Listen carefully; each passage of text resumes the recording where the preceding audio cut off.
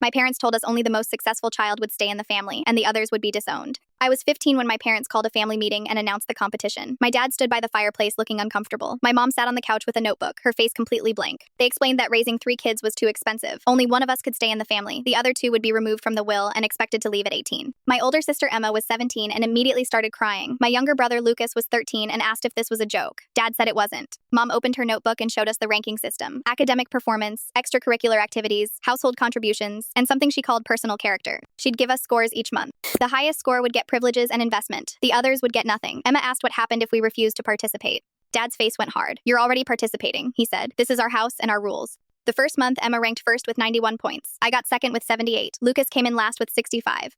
Mom posted the rankings on the fridge where we'd see them every day. That's when things started getting weird. I came home from school one afternoon and heard my parents talking in their bedroom. The door was cracked open and my dad was crying. Actually crying, which I'd never seen before. Mom was saying something about how they had to keep going, that it was almost over. When I knocked, they both went silent, then came out acting completely normal. I started noticing other strange things too. Like how Emma would catch my eye during dinner with this knowing look, like she understood something I didn't. Or how Lucas stopped crying about the rankings after week 2 and just went quiet, watching everything. One night I needed a calculator for homework and went into Dad's office to borrow his. I found a folder on his desk labeled March 2024 to March 2025. Inside were printed emails between my parents and someone named Dr. Patricia Chen from something called the Family Studies Institute. The emails talked about observation periods and documented responses. There were notes about each of us: Emma's emotional regulation under stress, my problem-solving approaches, Lucas's coping mechanisms. The emails referenced payment schedules: $15,000 per month for participant family. I took pictures of everything with my phone before putting it all back exactly how I found it. At school the next day, I couldn't focus. Why would my parents be getting paid to rank us? What was the Family Studies Institute? I searched for it online during lunch but found nothing. That weekend, Emma got caught sneaking out to see her boyfriend. Mom and Dad called another family meeting to announce she'd lost 10 points from her character score. But after Emma left the room crying, I saw Dad slip a piece of paper into his pocket. Later that night, I snuck into the laundry room where Dad always emptied his pockets before washing clothes. The paper was there in the basket. It was a note in Emma's handwriting that said, "I know what you're doing and I'm playing along because I love you both." There were other weird things, like how my parents' credit card bill showed a $200 charge to a spy camera website.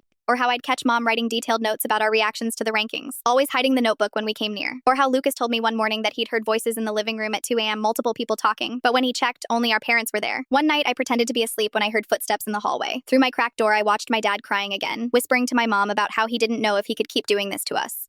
Mom hugged him and said they'd made a commitment and needed to see it through. 3 weeks later, I found another document in Dad's office. This one was different. It was a letter from the Family Studies Institute, dated before they'd even told us about the competition. The letter outlined something called Manufactured Scarcity Study Protocol. I read the whole thing, my hands shaking, and that's when I discovered what my parents had really been doing to us for the past 6 months. The rest of the story is on my channel or linked below. I stare at the document in my hands, my fingers trembling so badly I nearly drop it. The Manufactured Scarcity Study Protocol. The words blur as tears fill my eyes, but I blink them away, forcing myself to read every single word again. The Family Studies Institute isn't some financial planning organization. It's a research group studying the psychological effects of artificial competition between siblings. My parents aren't broke. They're being paid $15,000 a month to pit us against each other, to make us believe only one of us matters. I slide down against the wall of Dad's office, the paper clutched to my chest. The document details everything: how they're supposed to create an environment of scarcity, where we compete for basic affection. How they're supposed to document our emotional degradation over time. How they're supposed to record our responses to the monthly rankings. The rankings. The stupid rankings that have made Emma cry herself to sleep, that have turned Lucas into a shell of himself, that have made me question my own worth every single day for 6 months. I hear footsteps in the hallway and quickly fold the paper, shoving it into my pocket. Dad appears in the doorway, his face immediately shifting from tired to alarmed when he sees me on the floor. "What are you doing in here?" he asks, his voice tight. I stand up, trying to keep my face neutral, just looking for a stapler for my history project. He studies me for a moment, and I wonder if he can see the truth written across my face. "Your mother needs help with dinner," he finally says. I nod and slip past him, feeling his eyes on my back as I walk down the hallway. In the kitchen, Mom is chopping vegetables with mechanical precision, her notebook sitting on the counter beside her. The notebook that contains all her observations about us, all the ways she's been documenting our suffering for science. "Need help?" I ask, my voice sounding strange even to my own ears. She looks up, and for a second, I see something like guilt flash across her face before she masks it with a smile. "You can set the table." As I grab plates from the cabinet, I notice a tiny black dot in the corner where the ceiling meets the wall. A camera. They've been filming us this whole time. How many are there? Are they in our bedrooms too? The bathroom? My stomach churns at the thought.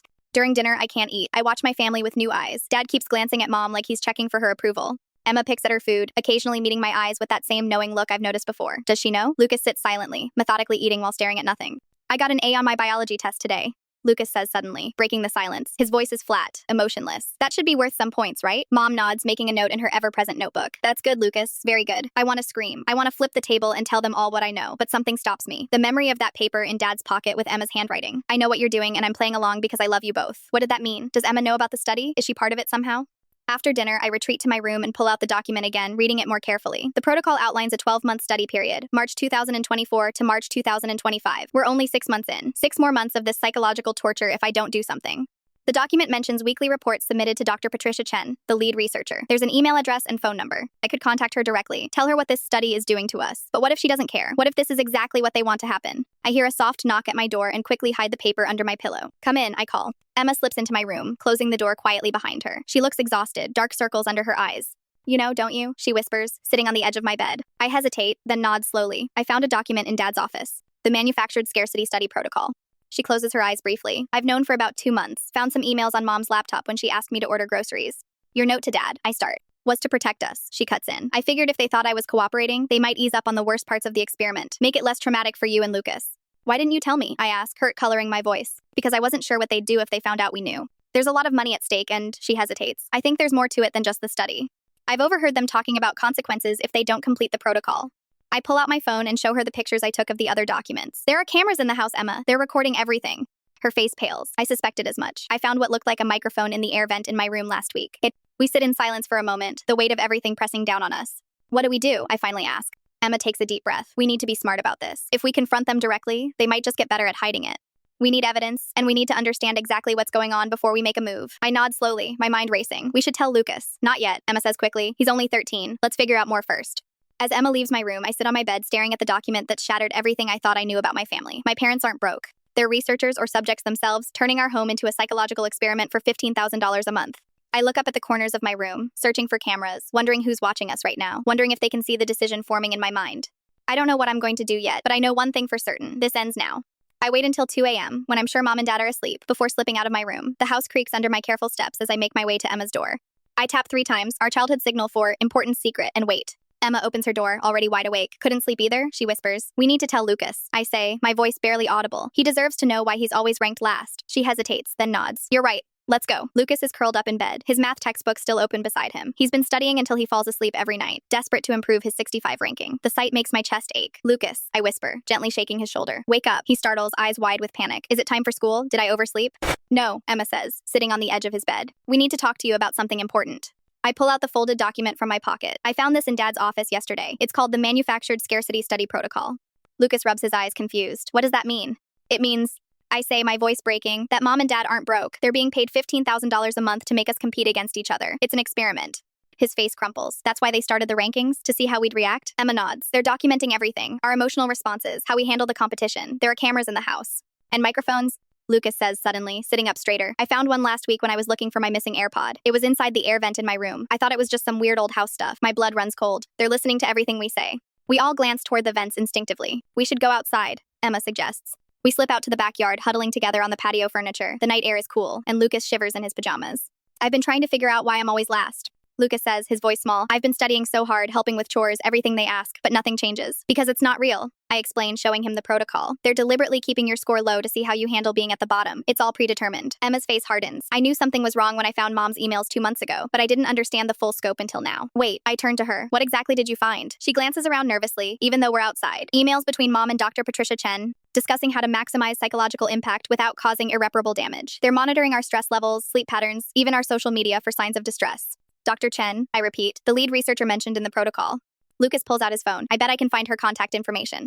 No need, Emma says. I already found it in Dad's email. He has a whole folder of correspondence with her and the Family Studies Institute. We need to contact her, I say firmly. Tell her what this is doing to us. Lucas looks up suddenly. Wait, if they're recording everything, won't they know we're planning this? What? The realization hits us all at once. We've been talking freely in our rooms, assuming they were the one safe space we had. We need to check for more microphones, I whisper. Tomorrow, while they're both at work. The next day, we execute our plan. Mom leaves for her part-time job at 9 a.m. and Dad follows an hour later for a meeting with financial advisors. Now we know they're probably submitting research reports or meeting with the study team. Lucas, having watched countless spy movies, takes the lead in our search. He finds microphones in every room, hidden in light fixtures, behind picture frames, inside decorative objects. The most disturbing discovery comes when he unscrews the air vent in the living room. Guys, he calls, his voice shaking. It's not just audio. Emma and I crowd around him as he pulls out a small black device with a tiny lens. They've been filming us this whole time, Emma whispers, her face pale. I feel violated in a way I can't even articulate. Every tear I've shed, every moment of despair over my rankings, all recorded and analyzed like I'm some lab rat. I found something else, Lucas says, handing me his phone. Dr. Chen's research history. She specializes in competitive family dynamics and has published studies on artificial scarcity in household settings. I scroll through the results, feeling increasingly sick. She's been doing this to other families too. Emma is about to respond when her phone buzzes. Her face goes white as she reads the message. "It's Mom," she says, showing us the screen. "She's coming home early, says she forgot some important papers." "She knows," I whisper. "They must have remote access to the cameras." We scramble to replace the vent cover and put everything back exactly as we found it, but we all know it's too late. The damage is done. Mom arrives 15 minutes later, her smile too tight as she greets us in the kitchen. "What are you all doing home?" she asks casually, but her eyes are scanning us, assessing. "Teacher workday," Emma lies smoothly. "We were just making lunch." Mom nods, but I can see she doesn't believe us. She goes to her office and returns with a folder, then pauses at the door. "Your father and I are thinking of adjusting the ranking system," she says, watching our reactions carefully. "We might add a new category, family loyalty."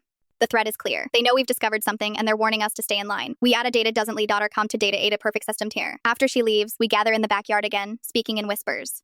"They're going to watch us even more closely now," I say. Lucas looks terrified. What do we do? Emma's expression is grim but determined. We contact Dr. Chen directly. Tonight, we tell her exactly what this experiment is doing to us. "And if that doesn't work?" Lucas asks. I take a deep breath, looking at my siblings, at Emma's exhausted face, and Lucas's defeated posture. Then we expose the whole thing to everyone. As we head back inside, I notice a new notification on my phone. It's an email from an unknown address, with just 3 words that make my blood freeze. "We're listening. Always." I wake up at 3 a.m. with a decision made. The document feels heavy in my hands as I read it one more time. My eyes lingering on phrases like emotional degradation and competitive response metrics. 6 months of watching Lucas withdraw into himself, of Emma's quiet suffering, of my own self-doubt, all meticulously documented for a study. I open my laptop and navigate to the email address I found in the protocol. Dr. Patricia Chen, lead researcher at the Family Studies Institute. My fingers hover over the keyboard for a moment before I start typing. "Dr. Chen, my name is Mi. I am a participant in your manufactured scarcity study without my consent. I have discovered the protocol document and understand that my parents are being paid to psychologically manipulate me and my siblings. This experiment is causing severe emotional harm. I attach photos of the protocol document and screenshots of the microphones and cameras we found. My heart pounds as I hit send, but there's also a strange relief. Whatever happens next, at least I've done something." I close my laptop and try to sleep, but my mind races with scenarios of what might happen. Will Dr. Chen shut down the study? Will my parents be furious? Will things get worse before they get better? By morning, I've barely slept. I drag myself to the kitchen where Mom is already making breakfast, her notebook open beside her as always. Dad sits at the table reading something on his tablet, his face unreadable. Emma catches my eye as she enters, raising an eyebrow in silent question. I give her a tiny nod.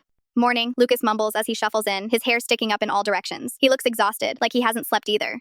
"Everyone sit down," Dad says suddenly, his voice unnaturally calm. "We need to have a family meeting." Oh, my stomach drops. They know. Mom turns off the stove and joins us at the table, her hands clasped tightly in front of her. Dad turns his tablet around, and I see my email to Dr. Chen displayed on the screen. "Care to explain this?" he asks, looking directly at me. Emma reaches under the table and squeezes my hand. "We know about the study," I say, my voice steadier than I expected. "We found the protocol document. We know you're being paid to rank us against each other." I say my doubt to my say, my dot Ming. "And we know about the cameras and microphones," Lucas adds, his voice cracking slightly. "You've been watching us and recording everything."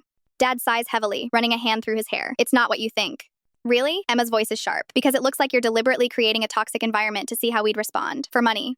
"We needed the money," Mom says quietly. "Your father lost his job last year, and we were about to lose the house. When Dr. Chen approached us with this opportunity," "Opportunity?" I interrupt, anger flaring. "You call psychologically torturing your children an opportunity? It's a longitudinal study on sibling dynamics under resource constraints." Dad explains, sounding like he's reciting from a script. "The findings could help families navigate financial hardship without damaging sibling relationships." "By creating fake financial hardship?" Lucas asks incredulously. "How does that make any sense?" "The rankings were supposed to be educational," Mom continues, not meeting our eyes, "teaching you about performance metrics and evaluation systems you'll encounter in the real world." "Stop lying," I say, sliding the protocol document across the table. "I read the whole thing. This study is explicitly designed to document emotional degradation and competitive pathologies. You were supposed to make us turn against each other." Dad's professional facade cracks slightly. "The methodology is more nuanced than what?" Emma interrupts. "Than making Lucas feel worthless by keeping his score artificially low? Than making us compete for basic affection?" Mom suddenly pushes back from the table, her chair scraping loudly against the floor. "I never wanted to do this," she says, her voice breaking. "I told Patricia it was unethical from the beginning, but she insisted the potential benefits outweighed the temporary discomfort." "Discomfort?" Lucas repeats, his eyes filling with tears. "I've been staying up until 2 a.m. studying every night trying to improve my ranking. I stopped talking to my friends because I thought I needed to focus on being better. I've been miserable for months. We all have, I add, and you've been documenting every moment of it. I don't." Mom's composure finally breaks. She covers her face with her hands, shoulders shaking with silent sobs. "I'm so sorry," she whispers. "I've hated every minute of this. Every time I had to write in that notebook. Every time I had to calculate those arbitrary scores." "Then why did you do it?" Emma asks, her voice softer now. Dad looks down at the table. $15,000 a month is a lot of money when you're facing foreclosure and have 3 children to support. We thought we could control the worst aspects of the protocol, minimize the harm. But you couldn't, I say. Look at what it's done to us." The room falls silent except for Mom's quiet crying. Lucas gets up and paces the kitchen, stopping to stare out the window. So none of it was real? He asks finally. My scores were always going to be the lowest no matter what I did? Dad nods slowly. The protocol assigned you the role of consistently underperforming sibling to measure resilience strategies. Lucas laughs bitterly. Great, so I've been killing myself for nothing. What happens now? Emma asks, her voice steady despite the tension in the room. I assume Dr. Chen has already seen the email. Dad glances at his tablet. She's coming here this afternoon with representatives from the ethics committee. My heart races. What does that mean? It means, Mom says, wiping her eyes, that the study is probably over, and we'll have to face the consequences. Financial consequences? I ask, suddenly worried about what this means for our actual financial situation. Dad nods grimly. Among others, there are penalties for breaching the protocol, and if the ethics committee determines there was psychological harm. There was, Emma says firmly. You know there was. Mom reaches for her notebook, that damn notebook that's been the symbol of our manipulation for months, and slowly pushes it to the center of the table. You should see what they made us record. She says quietly. The categories, the metrics, it wasn't just about your rankings. We had to document every fight, every tear, every moment of frustration or resentment between you. I open the notebook, flipping through pages of my mother's neat handwriting, emotional response matrices, conflict escalation patterns, coping mechanism assessments.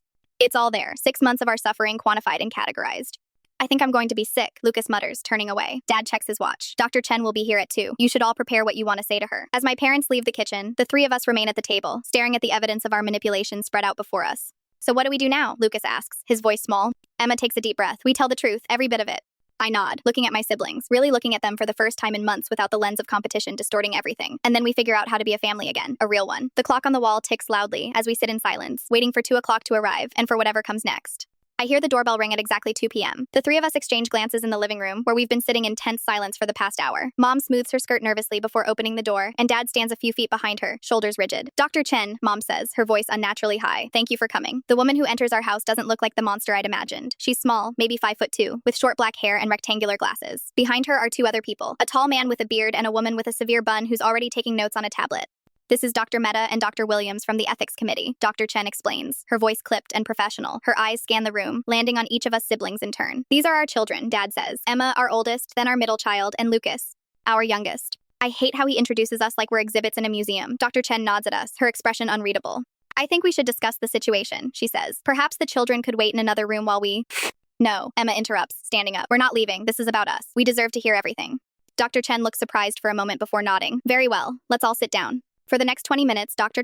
Chen explains the study in clinical terms, longitudinal behavioral research, competitive resource allocation, sibling adaptation strategies. The ethics committee members occasionally considerably animensa created, and interject with questions, their faces growing increasingly concerned as the details unfold. So you designed this experiment knowing it would cause psychological distress? Dr. Mehta asks, his voice sharp. The protocol clearly outlined minimization strategies. Dr. Chen replies defensively. The Walsh family was fully briefed on any tuba. We were not fully briefed, Mom interrupts, her hands trembling. You never said it would go this far. You never told us Lucas would cry himself to sleep, or that Emma would develop anxiety, or that she breaks off, covering her mouth. Mrs. Walsh, you signed the agreement, Dr. Chen says coldly. You and your husband reviewed the protocol in its entirety. We were desperate, Dad admits quietly. The money. We were about to lose everything. Dr. Williams looks up from her tablet. Regardless of the circumstances, this study has clearly violated several ethical guidelines. The lack of informed consent from the minor participants alone is grounds for immediate termination.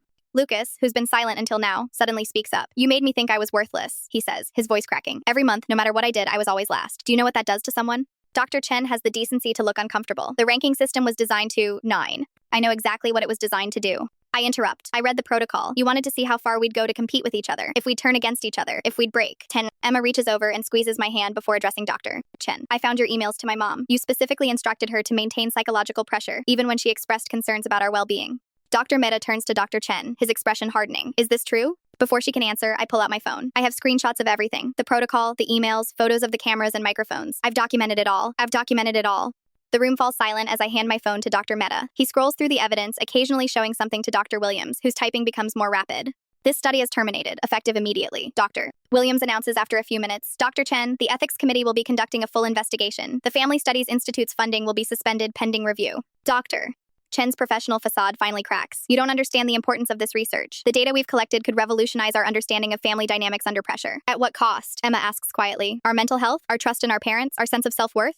Dr. Chen doesn't answer. The next few hours are a blur of paperwork and discussions. The ethics committee insists on interviewing each of us separately, documenting the psychological impact of the experiment. They take possession of all the recording devices in the house, Mom's notebook, and Dad's correspondence with the institute. Before they leave, Dr. Mehta pulls our parents aside. I can't hear what he's saying, but Mom starts crying again, and Dad looks like he's aged 10 years in a single afternoon. What happens now? Lucas asks after they've gone, the 4 of us sitting in the kitchen, surrounded by the wreckage of our family. The ethics committee is requiring us to attend family therapy, Dad explains, his voice hollow, and there will be financial penalties. We have to pay back a significant portion of the money we received.